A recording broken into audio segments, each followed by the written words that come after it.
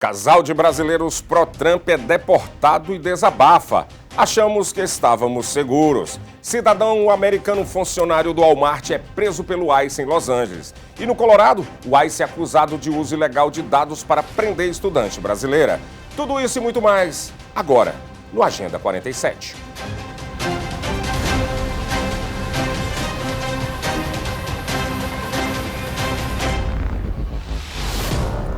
Um casal brasileiro que apoiava Donald Trump foi deportado dos Estados Unidos e agora vive em um drama. Natural de Presidente Médici, em Rondônia, Rafael e Soraya e o filho de 4 anos moravam em Deerfield Beach, na Flórida. Eles celebraram com bastante entusiasmo a vitória do presidente dos Estados Unidos, Donald Trump. E eles disseram, acreditavam que não seriam comigo e seriam poupados das deportações por não terem antecedentes criminais. Mas foram surpreendidos pelo ICE, perderam tudo e voltaram ao Brasil com o filho, deixando para trás casa, carro e um tratamento médico para uma doença rara que afeta a Soraya. Hoje sobrevivem com a ajuda dos pais e buscam atendimento pelo SUS. A história chocou a comunidade brasileira aqui nos Estados Unidos e mostra o impacto real das políticas de deportações do presidente Donald Trump, que não faz distinção de ideologia política. Uma família em Pico Rivera, em Los Angeles, denuncia que o jovem Adrian Indrio Martinez, de 20 anos, cidadão norte-americano, foi violentamente detido por agentes do ICE na saída de um Walmart. Imagens mostram Martinez usando o uniforme da loja sendo empurrado e imobilizado por agentes federais após questionar a legalidade da detenção de um idoso. Testemunhas afirmam que ele apenas exigia um mandado judicial. Durante a ação, celulares foram derrubados, armas foram apontadas e o governo afirma que ele será acusado de agredir um agente federal. A prisão gerou protestos na vizinhança e reacendeu o debate sobre os excessos em operações de imigração realizadas pelo ICE. Um brasileiro de 33 anos, Tiago Aquino de Paula, se declarou culpado nesta semana na Justiça Federal de Massachusetts por reentrar ilegalmente nos Estados Unidos depois de ter sido deportado 3 vezes, sendo a última em 4 de novembro de 2021. Ele foi detido em março em Massachusetts após a polícia de Milford alertar o ICE devido a prisões por dirigir embriagado e sem carteira de motorista.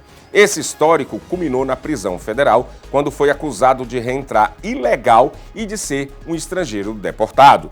Agora, Tiago Aquino de Paula pode pegar até 2 anos de prisão federal, além de 1 ano de liberdade supervisionada, multa de até $250 mil e uma nova deportação ao fim do cumprimento da pena. A sentença foi marcada para 28 de agosto de 2025 e ele continua sob custódia federal. A acusação é conduzida pela Promotoria do Distrito de Massachusetts e pelo ICE local. Uma nova proposta na Califórnia, o projeto de lei SB 627, conhecido como Lei contra a Polícia Secreta, pode proibir agentes do ICE e de qualquer força policial no estado de usarem máscaras em operações que não sejam emergenciais. A proposta, de autoria de senadores como Scott Wiener, de São Francisco, e Jesse Aranguin, de Berkeley, exige que os oficiais exibam identificação visível, como o nome e o número de identificação, e considerará crime com penalidade de contravenção a ocultação dos rostos durante as abordagens. A única exceção prevista engloba o uso para médicos e combate a incêndios, operações feitas por equipes especiais como a SWAT e a ação da Guarda Nacional.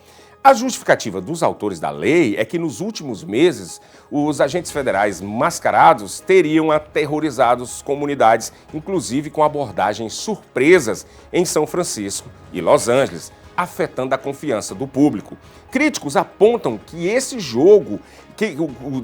críticos apontam que está em jogo é a segurança dos agentes, que podem ser identificados por criminosos, e também vem risco de judicialização, já que a lei estadual não pode sobrepor-se às leis federais. O projeto será debatido ainda esse mês e, se for aprovado, entrará em vigor em janeiro de 2026.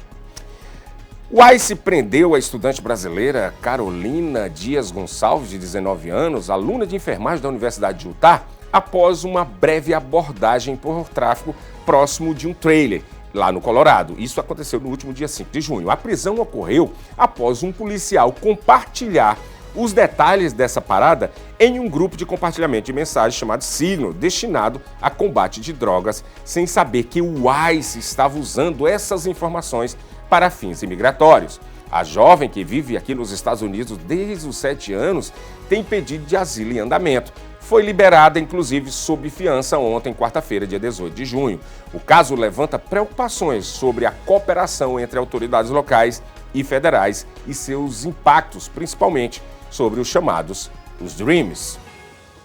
O presidente dos Estados Unidos, Donald Trump, aprovou planos de ataque ao Irã, mas decidiu adiar a execução para avaliar se Teherã recuará em seu programa nuclear. Segundo o jornal Wall Street Journal, um dos principais alvos seriam as bases subterrâneas de Fordon, considerada quase impenetrável, a menos que os Estados Unidos use a chamada poderosa bomba, a GBU-57, de 13 toneladas. Trump declarou, abre aspas, posso fazer isso, posso não fazer. A próxima semana será muito grande, fecha aspas.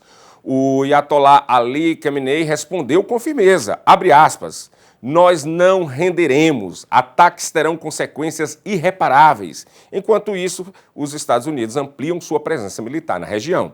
E o conflito entre Israel e Irã já soma mais de 450 mortos no Irã e 24 mortos em Israel. Durante o encontro ontem, quarta-feira, o presidente dos Estados Unidos recebeu a delegação da Juventus no Salão Oval e ganhou a camisa biaconeira com o número 47, em alusão ao fato de ser o 47º presidente dos Estados Unidos. Mas o momento ganhou destaque por uma questão inesperada. Trump indagou o time se uma mulher poderia jogar na equipe masculina, provocando silêncio e constrangimento, enquanto o gerente-geral Damian Comolli respondeu educadamente que o Juventus possui um excelente time feminino. A cena viralizou logo, misturando esporte, diplomacia e críticas sobre assuntos sensíveis como os transgêneros, a política externa e, claro, futebol. Por agora é só, logo mais às 7 da noite estarei de volta aqui trazendo as últimas informações do Brasil, dos Estados Unidos e do mundo no Jornal Brasil News. Quero agradecer em nome da nossa equipe, Rogério de Souza e também Carlos Madureira. Por enquanto ficamos por aqui, você já sabe onde nos assistir, aqui na Seaba Brasília Televídeo e também no nosso app spt.plus. Até mais!